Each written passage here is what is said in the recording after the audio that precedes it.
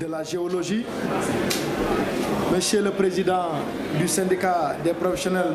de l'industrie du Sénégal, Mesdames, Messieurs les directeurs généraux, directeurs, chefs de service et d'entreprise, Mesdames, Messieurs, chers invités,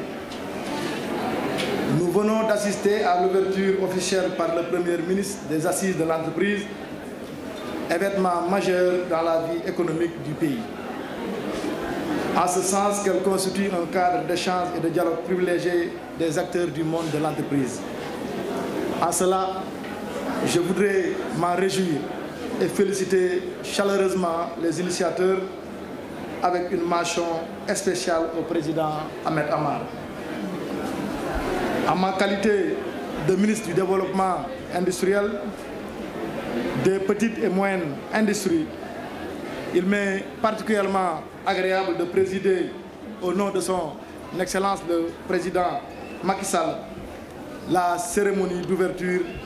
Dakar Industrie 2019, l'avenir du Made in Sénégal. Au moment où à côté se tient un autre événement parallèle consacré à la zone de libre-échange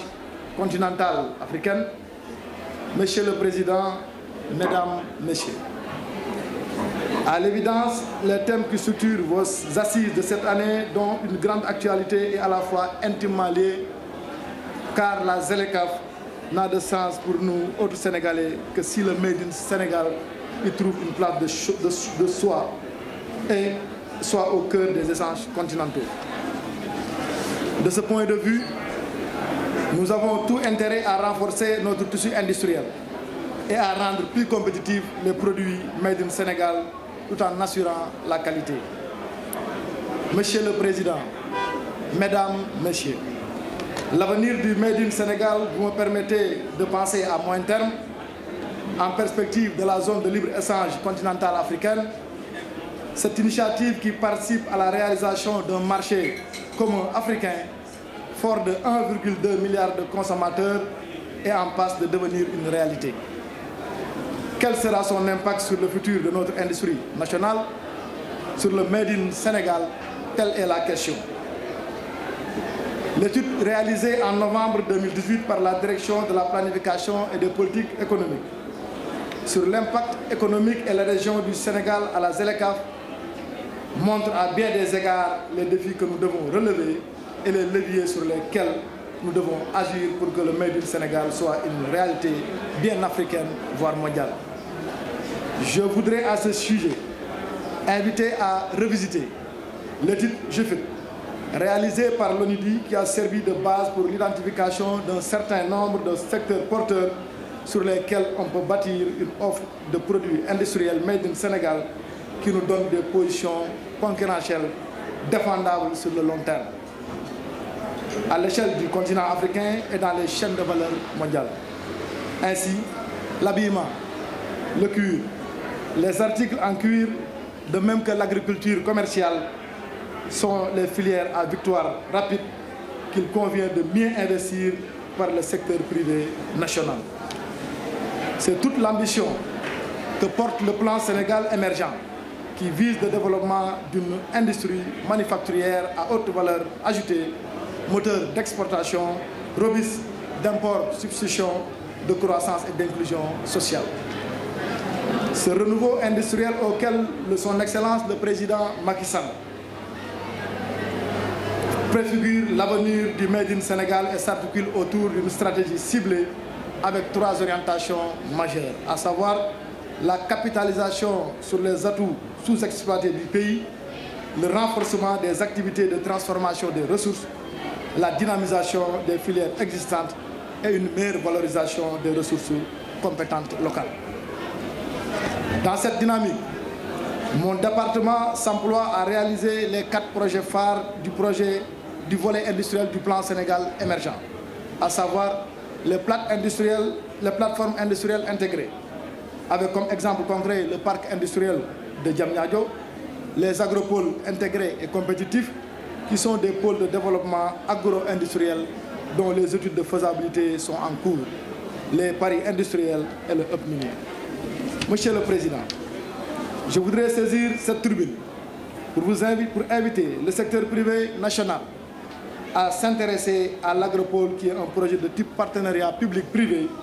où l'État intervient dans le financement des infrastructures et services partagés et le privé s'en occupera du reste. Nous fondons beaucoup d'espoir sur les 3 agropoles, à savoir l'agropole nord, l'agropole sud et l'agropole centre, qui nous permettront à coup sûr de soutenir l'industrialisation du Sénégal à travers les chaînes de valeur agricoles qui ont un potentiel de développement élevé pour lesquels il y a une demande du marché. Vous me permettrez de remercier et encourager les 26 porteurs de projets privés nationaux qui ont accepté de travailler avec l'État pour démarrer l'agropole sud en mobilisant un investissement de 101 milliards de francs CFA sur 19 milliards d'investissements publics en vue de porter le taux de transformation de l'anacarde de 5 à 23%, celui de la mangue de 2 à 58% et créer 4154 emplois durables d'ici cette date. C'est-à-dire, sans l'engagement et la participation du secteur privé national, point d'agropole. C'est sur cette invite que je voudrais vous réaffirmer ici toute notre disponibilité pour porter avec vous tous les problèmes actuels de fiscalité, de douane, de fraude, de contrefaçon, mais également de concurrence déloyale, autant d'entraves au bon développement de l'activité industrielle nationale et partant de la compétitivité des produits made in Sénégal. Dans ce cadre, j'accorde une attention toute particulière à la tenue régulière des réunions du comité consultatif sur le secteur de l'industrie pour véritablement mieux prendre en charge avec tous les acteurs concernés les problématiques de notre industrie nationale. Cependant, j'ai bon espoir qu'avec les récentes découvertes du pétrole et du gaz et tout le dispositif législatif réglementaire sur le contenu local, notre industrie nationale s'en portera que mieux et le produit Made in Sénégal sera diversifié, le plus compétitif sur le marché international et mondial. Mesdames, Messieurs, en guise de pilote, qu'il me soit permis de saisir cette occasion pour féliciter le monde de l'entreprise, tous les industriels pour leur patriotisme économique, leur abnégation et leur contribution significative à l'heure de construction nationale catalysée par le PSE à travers la création de richesses, d'emplois pour les jeunes et les femmes. Enfin, je voudrais partager avec vous cette conviction que l'avenir du Made in Sénégal, c'est d'abord consommer local. Et je rêve comme Thomas Sankara de ce Sénégal, où on consomme du Made in Sénégal, on s'habille Made in Sénégal, on se sent Made in Sénégal, on se déplace avec une voiture Made in Sénégal et on voyage dans les airs avec un avion Made in Sénégal. C'est sur ces mots d'espoir que je déclare ouvert le forum Dakar Industrie 2019, l'avenir du Made in Sénégal.